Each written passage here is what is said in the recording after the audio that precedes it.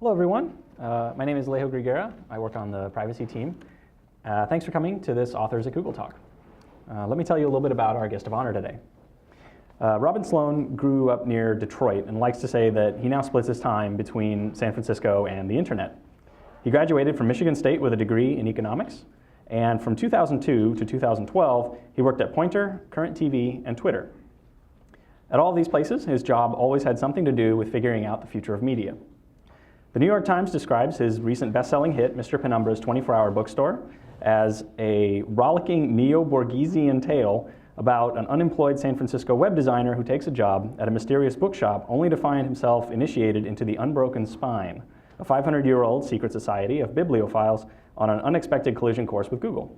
Please join me in welcoming to Google, Mr. Robin Sloan. Thank you. It's good to be here. So I think today you're hoping to kick us off with a little bit of a reading, Yeah. Some choice bits from your book. Yeah. And if anybody has any questions, I think we're going to try to save those to the end of the reading, and you can use the mic here in the middle of the room. Okay. Well, thank you. Thank you for the kind introduction. And it's so good to be here. For people who have read the book, you know that Google features prominently into the plot. And I've just finished up a little book tour to commemorate the paperback release. And I have to report that at every stop across the country, people always ask, is Google really like that? And I have to confess that it's not really. And I tell them, I do say that the depiction in my novel, my work of fiction, is definitely not intended to be like documentary style. I tell them, though, that it is an affectionate exaggeration. And I hope it sounds that way to you as well. So since I'm here at Google, and since I just had lunch in one of your many cafes, I felt like I probably had to read this very short section in which our narrator, who's a web designer, an unemployed web designer who works at a mysterious 24-hour bookstore, he goes to the Google campus, the fictional Google campus, for the first time, and he has lunch. Wide walkways curve through the main campus. There's a bike lane, and Googlers whiz by on carbon fiber racers and fixed gears with battery packs. There's a pair of graybeards on recumbents and a tall dude with blue dreadlocks pedaling a unicycle. I reserved some time on the book scanner at 12:30, Kat says. Lunch first? The Google mess hall comes into view, wide and low, a white pavilion staked out like a garden party. The front is open, tarp pulled up above the entryways, and short lines of Googlers poke out into the lawn. Kat pauses, squinting, calculating.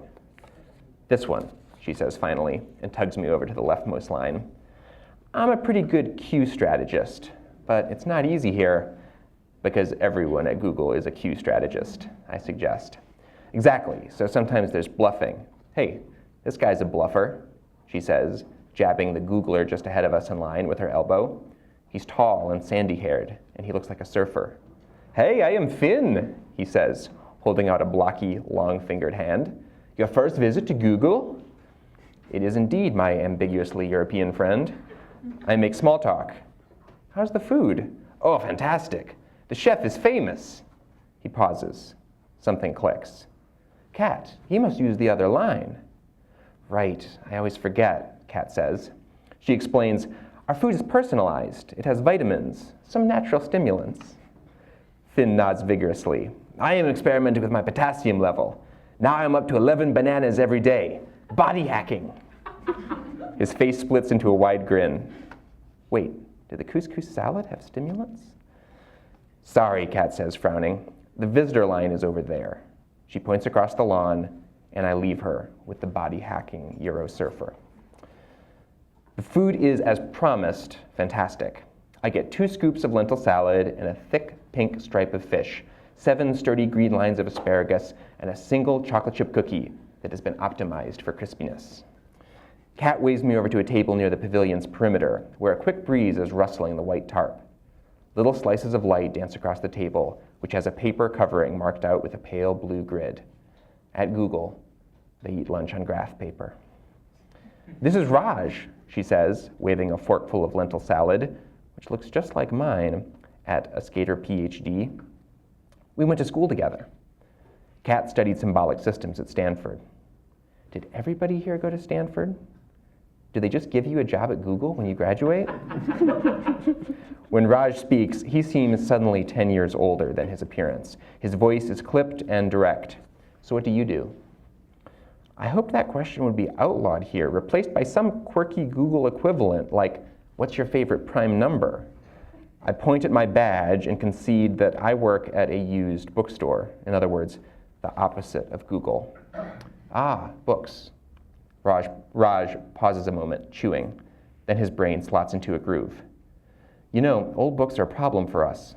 Old knowledge in general. We call it okay. Old knowledge, okay. Did you know that 95% of the internet was only created in the last 5 years? But we know that when it comes to all human knowledge, the ratio is just the opposite. In fact, okay accounts for most things that most people know and have ever known. Raj is not blinking and possibly not breathing. So where is it, right? Where's the okay? Well, it's in old books, for one thing. He uncaps a thin-tipped marker. Where did that come from? And starts drawing on the graph paper tablecloth. And it's also in people's heads, a lot of traditional knowledge. That's what we call TK, okay and TK. He's drawing little overlapping blobs, labeling them with these acronyms. Imagine if we could make all that OKTK available all the time to everyone on the web, on your phone. No question would go unanswered ever again. I wonder what Raj has in his lunch. Vitamin D, omega-3s, fermented tea leaves, he says, still scribbling. He makes a single dot off to the side of the blobs and smooshes the marker down, making the black ink bleed. That's what we've got stored right now, he says, pointing to the dot. And just think how valuable that is. If we get all this, he sweeps his hand across the OKTK blobs like a general planning conquest. Well, if we could add all this, then we could really get serious. So I have to ask, my first question would be, okay. Who's your favorite character? My favorite character in the book is Kat. And so for folks who have read the book, of course you know who that is. For folks who haven't, I'll explain that she is an engineer. She's actually a Googler. She's the one who invites our protagonist to the campus and sort of shows him around. She's a designer. She's into data visualization, but she's also a programmer in her own right. And over the course of the book, she becomes more and more of a manager. She's basically a badass. And she's my favorite character because I used to work with Kat, or many versions of Kat. And as I read everything, contemporary fiction and fiction with technology in it and techno-thrillers and all the rest, I noticed that Kat, or this Kat archetype, was really not present in these books. And more I decided that I wanted to do my tiny little part to help remedy that. So I both like her as a character, but I'm also proud to have kind of put that person on the fiction shelf. Do you feel like your book is sort of filling in any other maybe things that you felt were missing from the literary landscape? Yeah, absolutely. I mean, I'm someone who, I worked at Twitter for a few years, and I've always been fascinated by the web and the internet. And I really feel like I sort of grew up as both a reader and a writer on the internet. It's my native country, right? I'm definitely a citizen of the internet. And kind of combining that with all the experiences that a person has in the Bay Area, knowing people who work at Google, people who work at Twitter, people who have started companies of their own, I think you end up with a whole map of experiences that are actually really interesting, and I would say largely absent from contemporary fiction. And whether that's just because most writers live somewhere else, or because of the old divide between left brain and right brain, or whatever it is, the more I read, the more I just sensed that the things that I saw every day and thought were really interesting were not on the pages of the novels I was reading. About that a little bit, how was your transition from IT to being an author? Are you a full-time author right now? And also, when you're writing, what's your day-to-day, how does it look like? Yeah, good question. Well, I was actually explaining earlier, so the Google office is nice, of course. Twitter's office was nice as well, and I was happy to work in such a nice office. I've worked at a bunch of companies that were all wonderful places to work, and I feel like that was helpful because I still didn't like working in those offices, and I figured if I didn't like those offices, I wasn't going to like any offices. So I have found the transition from, it's been less about tech to writing and more about working in an office to working on your own, and that's obviously a temperamental thing. Everyone's different, but I have found that totally copacetic. But what it means is that my day-to-day routine is, I think actually pretty pretty normal for a full-time writer. I spend most of the day alone, sitting at my kitchen table, just pecking away, you know. This might be useful to folks who are thinking about this themselves or maybe struggling with it. I use a program, this is very popular, increasingly popular among writers, called Freedom. Anybody know this program, Freedom? It's great. It's free to try. It does one thing. You open up the application and it asks you for a number of minutes. And you type in my case, I usually type in about 120 minutes. You hit return, and it disables the internet on like a very, on like a very low level. This is not just like turning off your Wi-Fi. Like if you want to turn it back on, you have to like restart your computer and just feel like a failure in life. So you don't. So you just leave it off until it returns. And so my day is mostly me undergoing a sequence of internet deactivations and. What am I going to do? I guess I'll work on this book. Yeah. I am fascinated by, I'm a sort of old school, you can kind of tell by the gray hair, it's because I'm old. And I have many, many younger friends here, and I love books on paper. I discover a lot of people don't necessarily love books on paper anymore, they want them on their Kindle. I probably have 4,000 or 5,000 books at home. Wow. And I know some people who have none. They have their Kindle. Yeah. Could you speak a little bit to the idea of the importance of bookstores, since your book is about a bookstore, and that sort of balance between paper and online? That's an awesome question. Well, I will say one thing. I think people who do one or the other are relatively rare. That is, people who only have print books and have never touched a digital book, and conversely, people who have these entirely digital libraries and have just abandoned physical books entirely. Especially for people who read a lot, you find sort of a hybrid mode. I think that's important. People want to frame it as one versus the other, and in fact, people read lots in lots of different contexts. I think that's a good thing. I will say that for me personally, the pendulum has kind of swung and then swung back. Of course, as digital books became available, I read more on Kindles and phones and my laptop screen and everything. In the last couple years, it started to swing back. I never gave up physical books, but it started to swing back, and I find that my default mode is physical books more often. And here's my theory for why that is the case. I think that physical books have a feature, and I think it's important to call it a feature. It is like, it should be compared to software, like, bullet point by bullet point. I really do think we should think about it that way. And this is the feature. They don't disappear. I'm thinking of the books that I buy for my Kindle, and I often buy things kind of aspirationally or speculatively. I'm like, I'll read that one day, that looks good. And it's there, and it kind of hangs out, but then of course it gets pushed down. And once a book is past that first page on any of these devices, it's basically gone. I mean, it might as well be invisible, because you just don't often sit down and scroll through and try to remember that stuff. Digital books are very quiet in that way. They go quietly. They don't even protest. They're like, what about me? Never seen or heard from again. Physical books have this wonderful feature. They impose themselves. They have this ability to literally stand up for themselves and just take up a little bit of space in the real world and sit on a shelf or in a pile or whatever and remind you that they exist and remind you that you were interested in them once. And it sounds simple, or maybe even simplistic, but I actually think it's a very significant advantage, especially in a time when our attention is being whipsawed around and we're constantly getting distracted by things and interested in new things.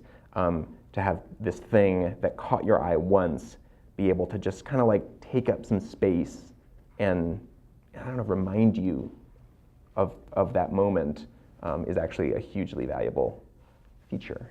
So I like print books more and more for that reason. Sort of as social media becomes bigger and a larger part of everyone's life, I feel that it's also becoming a larger part of creators' lives, like writers, television writers, book writers, things like that. When you're writing a book or when you're in your creative process, you maintain a high availability or high degree of availability for your fans, right? So do you think that influences your writing at all? And if beyond just you, do you see that having an impact on literature as a whole for people that are still out there writing novels? Yeah, that's a good question. Wow, that's a really good question. I think the most honest answer is kind of the less satisfying one, which is that it's complicated, and I think it really depends on the writer. And all I mean by that is people often talk about engaging with social media as if it was one thing, as if it was like a binary switch. You either do it or you don't, when of course it's a whole spectrum. There are people who, so I consider myself a pretty serious user of Twitter and all this stuff. There are people who just like make me look like a Luddite. They make me look like I'm like taking my horse-drawn carriage to and from the post office in the next state, because they're just on it and they're so intense and they're just having these conversations. They're responding to everything. They're inviting these conversations kind of every day. And so there's that end of the spectrum, which I think has its own pleasures and can be productive in certain ways. And then there's other ends of the spectrum. Like I think of a few writers who I really admire who, there's one in particular. He's not a fiction writer. He's a writer of nonfiction, a critic and an essayist named Sam Anderson. And his whole social media strategy is that he just tweets once a day, and he tweets the best sentence he read that day. It's really cool, And of course the sentences are all fantastic. You go and follow up on them. This is going to sound not the way I want it to sound, but it's perfect for his personal brand. It is. It's like the most Sam Anderson thing you could possibly do, to put the focus on great sentences and just leave it at that. And so anyways, that's a very long way of saying that I think it's going to influence everyone's life and work differently, and that's a good thing. If it was one, one uniform effect, I think that would be quite boring. I do think that when people think about it influencing the work itself, it definitely can. Of course it can. Every input changes what you produce. I do think that, man, when you sit down to write something long and spend day after day after day alone at your kitchen table with the internet off, I really think to sustain that, it's got to come from somewhere inside, and that's always going to be there, even if there are these other little inputs, these other things that are coming from, email and Twitter and the web and Facebook and Google Plus and everything else. I really do think that the largest part of it is always going to be internal, because if you don't have that, then you wouldn't be sitting there at all. Thank you. I wanted to ask a little bit about when you knew that you had a book in front of you, when you were like, okay, I'm going to quit my job and focus on this full time, or did you do it before when you said, I have this idea and I think I'm going to make it big, and what that process was when, at the point you said, I have something? Yeah, that's a great question. I'll tell you what happened to me. It was a few things that were my own doing, and also some other things that kind of happened to me, or I got an assist from other people. The story itself, the seed of the story, was actually a short story that I published online years ago, back in 2009. It was also called Mr. Penumbra's 24-Hour Bookstore, and it started in the same way, and then it just kind of ended. It was like, there's a 24-hour bookstore. That's interesting. The end. There's a little more to it than that, but it was very short, and I didn't think there was going to be anything more to it. I thought that was just one in a series of short stories I'd been writing and publishing. So there's a little bit of short-sightedness there, and a bit of failure on my own part to maybe recognize what I had, because the response to it was actually quite a bit more significant than to anything else I had written to date. And in fact, greater than things I wrote even after that. I continued to publish these little short stories, and they did fine, but nothing got the same sort of just strong, sudden, enthusiastic response that this one did. It took someone else to tell me that. It was an agent that I ended up getting in touch with and really hitting it off with, and it was actually her counsel. She said, that story's really good, and there might be a bigger story there. And I had not really considered that until that moment.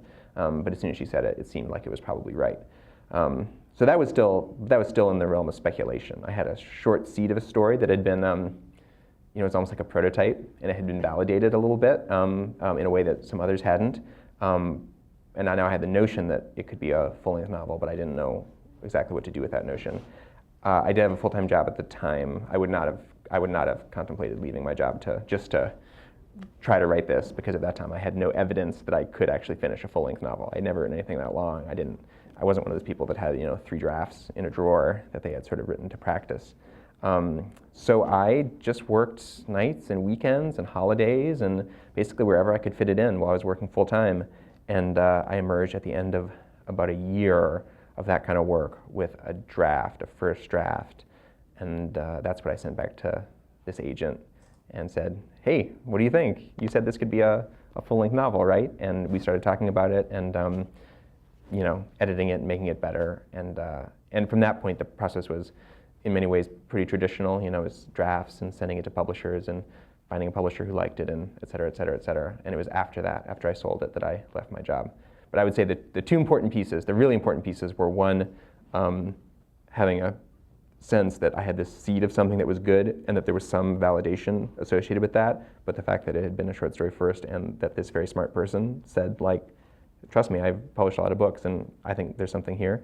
And then the other thing was just being willing to do the work, and I was no fun for that year. I didn't go anywhere, really see anyone or form any additional human relationships or anything, but that's how I did it. So I read the short story about three or 4 years ago. Yeah. I loved it. I thought it was amazing. I didn't even know you made a book out of it until I saw your name on the author's calendar. But I'm glad you're here, and I'm glad I get to read the book. So something I really liked about the short story, so this question might be irrelevant if people haven't read it, but the protagonist, he never actually says anything in quotes. He always kind of says stuff, but it's never a direct quote, and I really, really love that style. And when I thumbed through the book, I noticed he actually says stuff. So I'm kind of curious, was that on purpose the first time, and how did you transition into doing it the other way for a full book? Oh, that is such a perceptive question. That's you. That's you're in the inner circle. Yeah. Like I said, I love the short story. Yeah, no, that's fantastic. No, you're absolutely right. It was you're right, this will be interesting to no one else in this room, but I'm totally okay with that. It was an intentional stylistic choice. As both a reader and a writer, I have sometimes found dialogue, especially very functional dialogue, what do you think? I don't know. Okay, let's go. To just be sort of just boring to read and certainly boring to write. That has a lot to say about my own skill level and my own development as a writer as much as anything else. But I definitely had that sort of in my head when I started writing the short story, and so yes, it was very intentional. I thought of, I wanted you to never quite be sure whether he was thinking something or saying it out loud, because I think sometimes we're not sure if we're thinking something or saying it out loud, and I actually think that there's a interesting sort of malleability, the membrane between those two things is actually thinner than we sometimes think, or fiction would lead us to believe. So that was the effect I intended, and some people hated it, for the record. I really liked it too. But for the book, I still kept some of that, but especially reading it at book length and knowing that the reaction in some cases had been negative, or at least people had expressed confusion. I didn't want to go with that style for the whole book, so I guess you could say I capitulated to fiction standards and put a few of his obviously stated words in quotes, but there's still plenty of the little things that exist in that gray area between internal monologue and dialogue.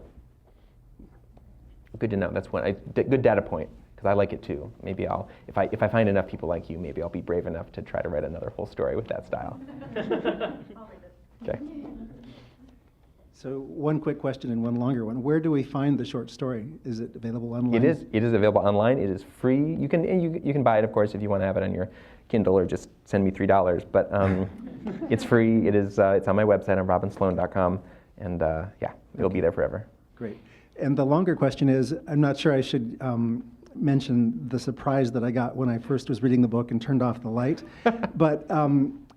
Could you say a little bit about how that happened? And Yeah. Is there I spent some time looking to see if there was a message there, and I seem to have missed it if there was. Yeah, I will. Since you asked, I have often debated whether to reveal this or not. I'll just go ahead and reveal it, because maybe it'll help sell some books. Spoiler alert: the cover glows in the dark, which is pretty cool, and many people purchase the book not knowing that. And so I've gotten some emails sent, I think, late at night, as people these are very contemporaneous reports as people type, I just woke up because I had to go to the bathroom and something was glowing, and it was your book, so I can't take any credit for it. It was the design team at Farrar, Straus & Giroux the original publisher, in particular the cover designer, Rodrigo Corral, who's one of the great book jacket designers working right now. And yeah, they pitched me the idea, and I told them, like, are you kidding?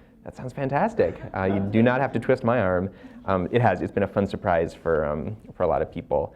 And what was the other part of your question? Well, is there a message? Oh, is there a message? That pattern? Because of course there's a pattern of sort of a geometric, slightly abstracted pattern of books on the cover. The answer is I don't think so. If there is, I am not aware of it. I will, to be totally candid, about 2 or 3 months after the book came out, it occurred to me for the first time, wait a minute, what if they put a code in there? What if they put a code in, I don't know about it? I gotta know if there's a code on my book. So I did the same thing. I kind of like counted them up. I could not divine any meaning either. So if there is a code, it is cunning indeed. And to hear that. I spent some time. It is not, and it is also not a code of my own design. So let's see, Rodrigo Corral, Code Master. We've had sort of questions about your characters and your stylistic choices. One of the questions I have for you is, tell us a little bit about your writing style. I mean, do you start with a detailed outline, or do you kind of let the story go where it will? You know, a little bit of both. I feel like all my answers are a little bit of both. It's complicated, but it's true. And I do start with a sense of what I'm doing. I'm not one of those people who sets up, you know, a couple of characters or a situation and then just says, you know, we'll see what happens. You know, part of the fun of writing is finding out as you go. There is some of that, of course. You don't have everything kind of plotted out like a schematic or blueprint. But certainly writing this book, I did have some sense of what the puzzles were, what the great, you know, kind of puzzles lurking behind the scenes were going to be. More than anything else, though, I tell you, I feel like the thing that is really the most central part of my process is neither of those things. It's not the organic kind of following the characters, and it's also not the schematic outline. It's something else. I actually don't know if this is particularly productive or not, but it's my notes. I'm a diligent note taker. Anytime I run into anything weird or interesting, or, you know, something that just sticks in my brain, you know, some things just kind of seem to adhere somehow. It can be the name of a street. You know, you're driving and you see a street sign, or it can be something you overhear in a coffee shop or whatever. I write all those things down, and then I end up typing them into the computer. And when I write, I almost always have that open, and I'm just kind of swimming in this soup of weird old stuff, you know, things that caught my eye at one point or another. And often it's almost like building with Legos, you know. I don't know if you ever played with Legos, but I remember being a kid, and you know, part of it is actually I never thought of this metaphor before, but it's actually quite accurate. You want to design something, you want to build something with your Legos, but then you're scraping through and you kind of go like, oh, that's such an awesome piece, and you find a way to like make it part of the creation. And so for me, writing is a lot like playing with Legos. Like those little neon antennas from the sci-fi that and the pirate set. It was all the space pieces. It was all the glowy space pieces. Yeah. So a novel for me is an excuse to use all the glowy space pieces. Yeah, that's right. So can you tell us a little bit about maybe your next writing project, what you have coming up? Sure. Well, it's sort of a two-part answer. The one that is right now, the one that's kind of the newest thing, is a short story prequel to the novel. It's called Ajax Penumbra 1969. It takes place in 1969. And it is about how this man, who would become Mr. Penumbra, how he arrived in San Francisco, why he came here, what made him stay, and what he saw along the way. And there's a lot of fun period stuff, especially for people who know the Bay Area and San Francisco. It's, I think, a lot of things that will make you smile, and just maybe people will learn a few things too about the origins of BART and the origins of the internet and the stuff buried beneath the city of San Francisco. It's actually pretty crazy. So that's out right now, and it's available online, and I know we have physical copies here for folks in the room. And I'm working on another novel as well, another full-length novel that is nothing to do with bookstores, unfortunately, nothing to do with the world of Mr. Penumbra, but it's a California book. You know, the story begins in the Bay Area. There's a lot of technology in it, although sort of a different kind of technology. And this book is going to have a lot of food in it. Going back to the previous question about sort of your writing process, one of the things I really liked when I read the book was how you incorporated a lot of real-world information and events and books into it. And I was wondering how that factored in as you were writing. Sure. That's a good question. Well, there's two parts there. You know, there's the books and there's all the other stuff.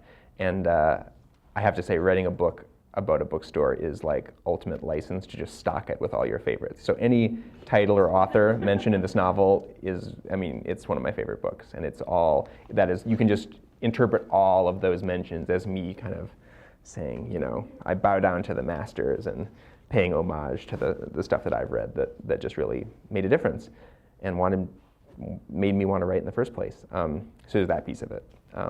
The other piece, the sort of the bits of our world, you know, whether it's bits of software or real companies like Google or, you know, real ideas that are very much kind of in the air right now. Well, it relates to some of the things we've already talked about, such as the fact that these things always seem present to me and very much part of the world, but I wasn't seeing them on the page of, you know, novels, and I kind of wanted to remedy that.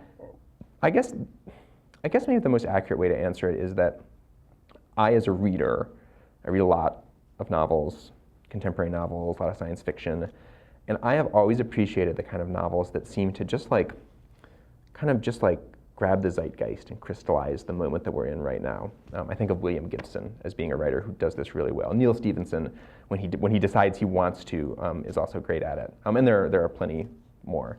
But I love that. I just love the feeling of reading a novel and kind of, it's almost like it's a lens and the world is getting kind of collected and probably distorted a little bit, but then beamed right into your brain. I just think it's one of the wonderful functions of fiction. So I guess I wanted to do that. They're my favorite kind of books, so why not try to write your favorite kind of book? And also, you know, some of it was just inescapable you know, to give you a concrete example, when I worked at Twitter, I dabbled a little bit with a software platform called Hadoop, this thing for sort of big data analytics. I know Google has its own version of it, or it is a version of something actually that Google kind of originated. But using it was so, to me, striking and interesting, and literally like kind of creates these strange new feelings, like unfamiliar feelings. It felt very oracular to me to be able to kind of like ask these questions of this vast database. And so having done that and having a fiction writer's brain, I mean, there's no way this could have been a novel about like an 18th century whaling family, and somehow Hadoop would have been in it, you know? I don't know how that would have worked. But there are these things that, it goes back to the note thing, they just stick in your craw and they're just kind of like glued into your brain, and yeah, so that happens too. What got glued into your brain that kicked off the Mr. Penumbra storyline? Well, I mean, here's the honest answer. I wish it was way more epic than this. I wish it was that I had like wandered into some spooky bookstore somewhere and then the next day it was gone. In fact, it was a tweet. It was not even my own tweet. It was a tweet sent by a friend of mine years ago, back in late 2008. I remember very vividly exactly where I was when I read it. I was walking down California Street near my neighborhood out in the Richmond in San Francisco, and her tweet said, "Just misread a sign for 24-hour book drop as 24-hour book shop. My disappointment is beyond words," which seemed very reasonable to me. I would have been disappointed as well. And I don't know, it just made me laugh. It made me think about 24-hour bookstores and like what a terrible and wonderful idea a 24-hour bookstore would be. And more than anything else, it just stuck in that way we've been talking about. And so I copied it down, pasted it into my notes file, which got transmitted, you know, back to the big sort of central repository on my computer. And a few months later, when I was sitting down to start a new short story, I saw it there near the top. And yeah, it just seemed clear to me that something interesting would happen in a 24-hour bookstore. But if not for that tweet in late 2008, it would have been 18th century whalers all the way. I really like the book. What were some of your favorite books? Oh, that's the hardest question of all. That's terrible. What a burdensome question. There's too many to list. I will say, I have to split my sort of response into two streams. One is because this novel is very much a quest, and of course it itself pays homage to, every YA fantasy series with dragons or, elves in it. Of course, those are still some of my favorites. I don't know if people have read The Chronicles of Prydain by Lloyd Alexander. Still love those. The Dark is Rising by Susan Cooper. Slightly less well known, but I think a nearly perfect YA sort of fantasy series. The Dragonlance Chronicles by Margaret Weiss and Tracy Hickman.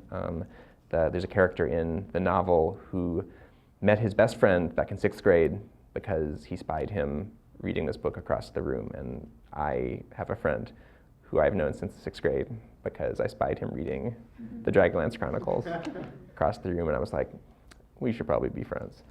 On the other side, though, there's a lot of science fiction that I love. The stuff that I find myself responding to most strongly right now, like at this moment, is stuff that is sort of science fiction and sort of not, stuff that maybe blurs the boundary between science fiction and literary fiction. And there's a writer, just to name one, I could go on, but to pick one, there's a writer named M. John Harrison, who's British. He's been writing for a long time. But his latest books form a trilogy, sort of a loose trilogy. The first one's called Light, one's called Nova Swing, the third is called Empty Space. And I think they belong on the literary fiction shelf, but at the same time they're spaceships and quantum physics and weird adventures in lost nebulas, and it's fantastic stuff. It's just like truly, truly awesome writing. So speaking of trilogies, this sort of goes to, do authors feel an obligation to their readers? After I read the book, and I read it maybe 6 months ago, I went to Amazon to read reviews, which is always kind of fun. Mm-hmm. And one common thread seemed to be, gosh, I wish it was longer, or gosh, I can't wait until the next one comes out. So the prequel is a delight. But like one comment I remember is people were going, gosh, what happened with Kat? What happened to the relationship between Kat and the main character? Mm-hmm. Do you have any interest, or do you feel any, quotes, obligation towards your readers to finish that story? That's such an interesting question. It's actually a huge question and weighs so much more on other frankly far more successful and established writers than me. I think when you're just starting out, happily, there's just not that many people reading yet, and so maybe not that sense of gravity. I think of stories I've heard of George R.R. Martin's fans, whenever he does anything, like he watches a football game or like writes an episode of the TV show, they're like, what do you think you're doing? Get back to work, which is just wrong in so many ways. I don't know if I have a good answer to that, as I don't think I've experienced that yet myself, and it would be obviously be a privilege to experience that. I think you have to meet people halfway, though. Nobody wants readers most of all, don't want writers to just be story-making machines, kind of responding to every little kind of whim and preference.